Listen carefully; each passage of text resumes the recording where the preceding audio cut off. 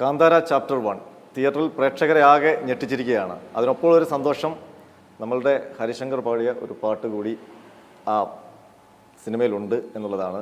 ബ്രഹ്മകലശം എന്ന് പറയുന്ന ശിവസ്തുതി. എന്താണ് ഹരിശങ്കർ പാടി വെച്ചിരിക്കുന്നത്? വളരെ സന്തോഷം, ഇത്രയും ഒരു ബിഗ് സ്കെയിലുള്ളൊരു പടത്തിൽ ഭാഗമാകാൻ സാധിച്ചതിൽ.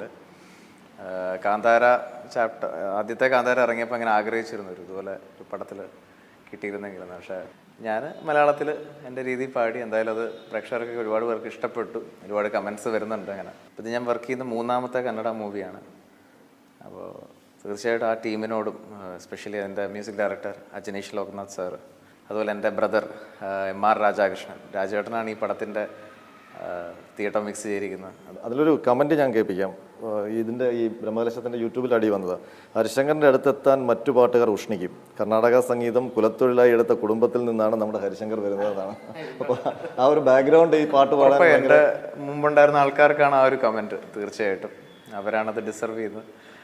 എനിക്കൊരു ഭാഗ്യമാണ് ഈ പറഞ്ഞ പോലെ ഒരു കുടുംബത്തിൽ ജനിക്കാൻ പറ്റിയത്. ഇതുപോലത്തെ പാട്ടിലൊക്കെ അറ്റംപ്റ്റ് ചെയ്യാൻ പറ്റുന്നത് ആ ഒരു കർണാട്ടിക് ബാക്ക്ഗ്രൗണ്ട് ഉള്ളതുകൊണ്ടാണ്. സോ എൻ്റെ ഗുരുക്കന്മാർക്ക് ഞാൻ നന്ദി പറയുന്നത്, എന്നെ പാട്ട് പഠിപ്പിച്ച. കാരണം എൻ്റെ അച്ഛൻ, എൻ്റെ അമ്മുമ്മ, എൻ്റെ താത്ത. അപ്പം അതെല്ലാവർക്കും അർഹതപ്പെട്ടൊരു കമൻറ്റാണ്, അതെനിക്ക് മാത്രം അല്ല. ഇത് പഠിച്ചെടുക്കാൻ ബുദ്ധിമുട്ടുണ്ടായിരുന്നു? സാധാരണ പാട്ട് അയച്ചു തരാറുണ്ട്. ഇതെനിക്ക് ഞാൻ സ്റ്റുഡിയോയിൽ പോയപ്പോഴാണ് കേൾക്കുന്നത്. പെട്ടെന്ന് രാവിലെ വിളിച്ചിട്ട് ഇങ്ങനെ അർജൻറ്റാണ് റെക്കോർഡിങ് എന്ന് പറഞ്ഞ് ഞാൻ ബാംഗ്ലൂർ പോയി. അപ്പോൾ പോയപ്പോൾ ഫുൾ ടീം ഉണ്ടായിരുന്നു. Rishabh sir, music director Ajaneesh sir, Bobby ma'am, പിന്നെ നമ്മൾ മലയാളത്തിൽ വരികൾ എഴുതിയിരിക്കുന്ന സന്തോഷ് വർമ്മയാണ്, അദ്ദേഹം ഉണ്ടായിരുന്നു. പലവരും പല സ്റ്റുഡിയോയിൽ നിൽക്കുന്നു, വർക്ക് ചെയ്യുന്നു.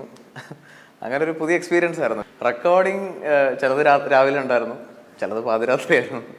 അപ്പോൾ അവർ എപ്പോഴാണോ സ്ലോട്ട് റെഡി ആവുന്നത് അവരനുസരിച്ച് വിളിക്കും. റെക്കോർഡിങ് കഴിഞ്ഞപ്പം ഋഷഭ് ഷെട്ടിയുടെ ഒക്കെ ഒരു റിയാക്ഷൻ എന്തായിരുന്നു? അവർക്ക് ഇഷ്ടമായി. ആക്ച്വലി ഞാൻ ആദ്യം ബ്രഹ്മകലശ സോങ് പാടാനാണ് പോയത്, മലയാളം. അത് കഴിഞ്ഞ് എൻ്റെ അടുത്ത് ചോദിച്ചൊരു വേറൊരു സോങ് കൂടി ഉണ്ട്, അതും കൂടി പാടാൻ പറ്റുമെന്ന് ചോദിച്ചു. അങ്ങനെ അതിൻ്റെ മലയാളം പാടി, പിന്നെ തമിഴ് പാടി, പിന്നെ കന്നഡ പാടി. അങ്ങനെ അവർ ടീം വളരെ സപ്പോർട്ടീവ് ആയിരുന്നു. പാട്ടൊന്ന് പാടിത്തന്നാൽ? ഓ ഷുവർ. പ്രണവസ്വരൂപ തേജോമയനേ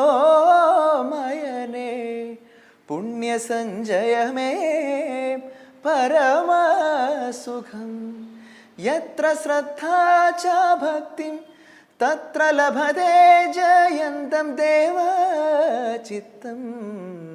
ഇതാണ് ബ്രഹ്മകലശം എന്ന് പറയുന്നില്ല.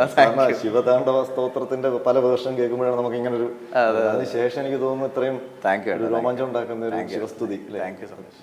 അതെ, ഉറപ്പായും ഞാനും വളരെ എൻജോയ് ചെയ്ത്, എനിക്കൊരു ഡിവൈൻ ആയിട്ടുള്ളൊരു എക്സ്പീരിയൻസ് ആയിരുന്നു. ചുമ്മാ ഒരു റെക്കോർഡിംഗ് ആയിട്ട് ഞാൻ കൺസിഡർ ചെയ്യുന്നില്ല. അത് വളരെ എൻ്റെ ലൈഫിൽ ഉണ്ടായൊരു one of the best recordings തന്നെ ആയിരുന്നു. അപ്പം വളരെ നന്ദി. Thank you Mathrubhumi, thank you so much. Thank U.